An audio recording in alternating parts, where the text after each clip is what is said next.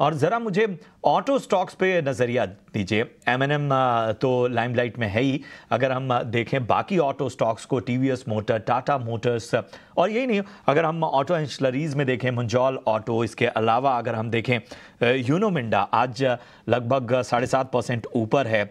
Omaxe autos भी लगभग 5% के करीब यहाँ पर तेज़ी है। गैब्रियल इंडिया में भी तेज़ी नज़र आ रही है। ज़रा बताइए ऑटो एंसिलरीज में आपका नज़रिया क्या बन रहा है? गुड आफ्टरनून प्रशांत, गुड आफ्टरनून पूजा। शो पे बुलाने के लिए शुक्रिया। बिल्कुल ऑटोज में हमने 2-3 दिन से हम देख रहे हैं कि अच्छी तेजी बनी है और मार्केट में एक बाइंग पैटर्न दिखने आया है ऑटोज में। स्टार्ट हुआ था टू व्हीलर से प्रशांत, अब वो ट्रिकल होकर फोर व्हीलर्स में आ चुका है। और अगर हम ऑटो एंसिलरीज की बात करें तो वहाँ पे भी एक हमें शानदार तेजी देखने मिल रही है। तो ओवरऑल पूरा ऑटो एंसिलरी का पैक ही बहुत अच्छा मूव कर रहा है और मुझे लग रहा है कि ये आने वाले दिनों में आपको थोड़ी और तेजी देखने मिल सकती है। मैच्योर जरूर हुआ है लास्ट 2 दिनों में मूव, लेकिन मुझे लग रहा है कि अभी भी अपसाइड बाकी है इसमें। तो अगर आपको ट्रेड अपॉर्चुनिटीज मिल रहे हैं तो आप डेफिनेटली यहाँ पे और भी ट्रेड्स देख सकते हैं। महिंद्रा महिंद्रा, जैसा कि हमने शो पे बात स्टार्ट में बोला कि स्टॉक में रिजल्ट्स के बाद अच्छी एक तेजी देखने मिली थी, एक फ्रेश ब्रेकआउट देखने मिला है स्टॉक में। तो मुझे लग रहा है कि उसमें जो एक अप मूव स्टार्ट हुआ था, आपके पास अगर ऑलरेडी है पोजीशन तो आप अभी भी होल्ड कर सकते हैं। फ्रेश पोजीशन में भी आप महिंद्रा महिंद्रा में अवॉइड करें लेने के लिए, क्योंकि स्टॉक में अच्छी तेजी आ चुकी है।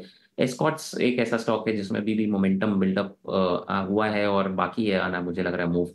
तो एस्कॉर्ट्स पे आप नजर रख सकते हैं। यहाँ पे एक 3100 का लेवल आपको एस्कॉर्ट्स में देखने मिल सकता है। उसके सामने अगर हम मारुति की बात करें तो मारुति में 2 दिनों से बहुत अच्छी शानदार चाल देखने मिली और आज एक फ्रेश ब्रेकआउट आया है स्टॉक में, एक रेजिस्टेंस। तो मुझे लग रहा है कि यहाँ पे 11700 का लक्ष्य आपको मारुति में देखने मिल सकता है। अब इसके सामने अगर हम ऑटो एंसिलरीज की बात कर ले तो डेफिनेटली ऑटो एंसिलरीज में भी अच्छी खासी तेजी है। जेबीएम ऑटो की हम बात करें तो वहाँ पे एक अच्छी तेजी देखने मिल रही है। उसके अलावा अगर हम बाकी ऑटो एंसिलरीज भी देखें तो फोकस डेफिनेटली वहां पर है। तो मुझे लग रहा है ये सारे ऑटो एंसिलरीज में एक अच्छी तेजी रहेगी। रिस्क टू रिवॉर्ड आपको बराबर से मैनेज करके और ट्रेड करना, और यहाँ पे आपको फर्दर अप मूव्स देखने मिलेंगे। ओके, ठीक है। तो ये है सलाह इन स्टॉक्स पर, ऑटो एंसिलरी स्टॉक्स पर आपको सलाह दी। मिलाएंगे प्राइवेट बैंक्स को। हम देख रहे हैं फेडरल बैंक इस वक्त लगभग 5.5% ऊपर नजर आ रहा है। आईडीएफसी में 3% की तेजी है। आईएफसीआई में आपको बता दें कि इसके अलावा बात करें कर्नाटका बैंक की, धनलक्ष्मी बैंक की, सिटी यूनियन बैंक की, इन सभी में तेजी नजर आ रही है। आदित्य, जरा प्राइवेट बैंक्स पर अपना नजरिया दीजिए। जी बिल्कुल प्रशांत, सही स्पॉट किया आपने कि सभी प्राइवेट सेक्टर बैंक्स में अच्छी तेजी है और ये small cap private sector banks में पहले तेजी स्टार्ट हुई थी, मिड टू स्मॉल। मुझे लग रहा है कि ये अब लार्ज कैप प्राइवेट बैंक्स में भी आ सकती है। फेडरल बैंक ऑलरेडी 2 दिनों में बहुत शानदार मूव कर चुका है, तो करंट लेवल्स पे इस फ्रेश एंट्री नहीं सजेस्ट करूंगा। रुक करना चाहिए इंडसइंड बैंक और एचडीएफसी बैंक की तरफ। इंडसइंड बैंक बहुत अच्छा लग रहा है करंट लेवल्स पे प्रशांत। मुझे लग रहा है यहाँ पे खरीदारी करके चल सकते हैं। आपको ऊपर में लक्ष्य 1580 से 1600 के लगेंगे, बैठेंगे। नीचे में स्टॉप लॉस लगाया 1480 का। और एचडीएफसी बैंक पे नजर रखनी चाहिए। सुबह के जो हाई है अगर वो निकाल के उसके ऊपर ट्रेड करता है एचडीएफसी बैंक, तो मुझे लग रहा है यहाँ पे एक अच्छी तेजी आपको एचडीएफसी बैंक में देखने मिल सकती है। तो एचडीएफसी बैंक में नजरिया तेजी का रहेगा। नीचे स्टॉप लॉस लगा 1400 का और ऊपर में आपको लक्ष्य 1500 से 1530 के देखने मिलेंगे।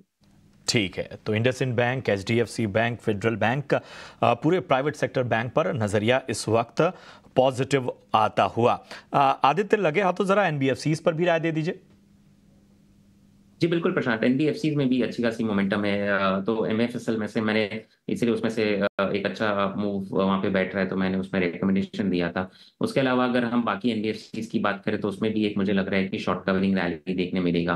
आप स्टिक करें, एमएफएसएल डेफिनेटली बहुत अच्छा लग रहा है। इसके अलावा अगर हम बात करें तो बजाज फाइनेंस और बजाज फिनसर्व, बजाज ट्विंस जो कि काफी अंडर परफॉर्म कर रखा है अभी तक, मुझे लग रहा है यहाँ पे भी एक आपको थोड़ा बहुत शॉर्ट कवरिंग रैली उसमें भी देखने मिल सकता है। तो रिस्क रिवॉर्ड के लिहाज से दोनों ही स्टॉक्स में मुझे लग रहा है तेजी देखने मिल सकती है। 6900 का टारगेट लगा है बजाज फाइनेंस में और नीचे स्टॉप लॉस लगा है 6500 का। आपको एक अच्छा मूव देखने मिलेगा।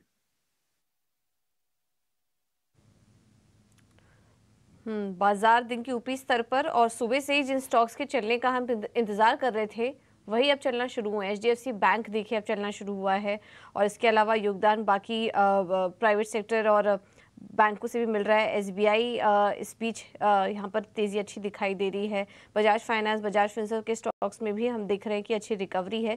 तो ये कुछ स्टॉक्स है जो चलना शुरू हुए हैं और इसकी वजह से हम देख रहे हैं कि बाजार में बाइंग आ रही है। निफ्टी के 50 में से 40 शेयर्स में खरीदारी, दिन के ऊपरी स्तर पर मार्केट इस वक्त कारोबार कर रहा है। सपोर्ट पूरी तरह से अब बैंकों की तरफ से देखने को मिल रहा है। 450 अंक ऊपर आ चुका है बैंक निफ्टी इस बीच। तो अच्छा मोमेंटम। और ऐसे में जैसे कि प्रशांत भी अभी थोड़ी देर पहले NBFC स्पेयर्स हाईलाइट कर रहे थे, इसमें गोल्ड फाइनेंस कंपनियां देखिए, मनप्पुरम फाइनेंस में एक अच्छी बाइंग आई है, मुथूट फाइनेंस भी चल रहा है, करीब 2% ऊपर आ चुका है। सोनी जी, क्या व्यू बन रहा है आपका इन कंपनियों पर, गोल्ड फाइनेंस, दोनों ही गोल्ड फाइनेंस कंपनियों पर, मनप्पुरम और मुथूट? कोई ट्रेड रिकमेंड करेंगे आप दोनों में से किसी स्टॉक में? जी पूजा जी, यहाँ पे अगर हम देखेंगे मनप्पुरम फाइनेंस डिसेंट है। यहाँ पे इनफैक्ट 183 185 का एक सपोर्ट है और यहाँ से अगर हम देखेंगे तो एक टेस्ट कर सकता है टुवर्ड्स 192 के लेवल के ऊपर ही जाके उसका एक फ्रेश रैली, फ्रेश ब्रेकआउट बनेगा टुवर्ड्स 200। सो 183 स्टॉप लॉस के साथ इसको होल्ड कर सकते हैं। अगर 192 को क्रॉस करता है तो डेफिनेटली 200 के लेवल पे भी आ सकता है।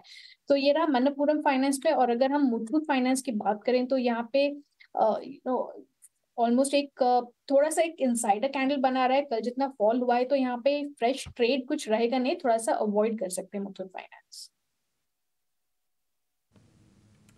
ओके, तो मुथूट फाइनेंस को आप अवॉइड कर सकते हैं, लेकिन इसमें मनप्पुरम फाइनेंस अच्छा लग रहा है यहाँ पर ट्रेड करने की सलाह। चलिए कुछ और भी स्टॉक्स पर नज़र डालते हैं। और आज पेटीएम में रिकवरी आ रही है, 5% के अपर सर्किट पर स्टॉक कारोबार भी कर रहा है इस वक्त, इस बीच 340 के पास। सोनी, काफ़ी सारे जो रिटेल निवेशक हैं अब स्टक हो चुके हैं पेटीएम में कहीं ना कहीं। क्या लग रहा है आपको, जब भी मौका मिले ऐसे निकलने की कोशिश करें या फिर थोड़ी और रिकवरी के लिए रुक सकते हैं पेटीएम के स्टॉक में? जी जितना रिकवर करते जाता है वहां पे आपको एग्जिट करना चाहिए। ओवरऑल चार्ट में अगर हम देखेंगे तो स्ट्रक्चर काफी वीक हो गया है और ऐसा है नहीं कि यहाँ से बाउंस कर जाएगा और आपको दोबारा वो 900 का 700 800 का लेवल आपको दिखाई देगा। मुझे ऐसे लग नहीं रहा है। चार्ट्स पे अगर हम देखेंगे, थोड़ा सा मीडियम टर्म चार्ट्स पे अगर लगाते हैं तो भी काफी वीक है। सो आपको ऐसे हल्की रिकवरी में इसको एग्जिट करते रहना चाहिए, वही बेटर है। इम्पोर्टेंट यही है कि अभी इमीडिएटली हम देख सकते हैं कि 320 पे जाके सपोर्ट बन रहा है। अगर 320 को दोबारा ब्रेक कर जाता है बिफोर रीचिंग 400 तो डेफिनेटली एग्जिट करते रहना चाहिए। सो पोजीशंस को खाली करते चाहिए एंड बेटर स्टॉक इसी इसी सेक्टर में आपको मिल सकते हैं। So I think that will be better कि एक बार पोर्टफोलियो शिफ्ट कर देना चाहिए। बिल्कुल, तो ये नजरिया इस वक्त पेटीएम पर आता हुआ सोनी जी की तरफ से। चलिए एक और खास सेगमेंट आपके लिए आपके सामने लेकर आते हैं और ये है ऑप्शन का चैंपियन।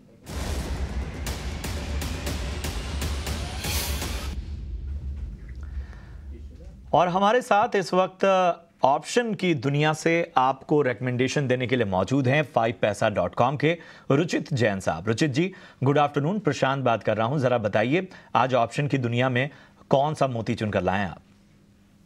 जी very good afternoon Prashant ji. तो ऑप्शन की दुनिया में आज आईटी स्पेस में से विप्रो हमारे रडार पर है।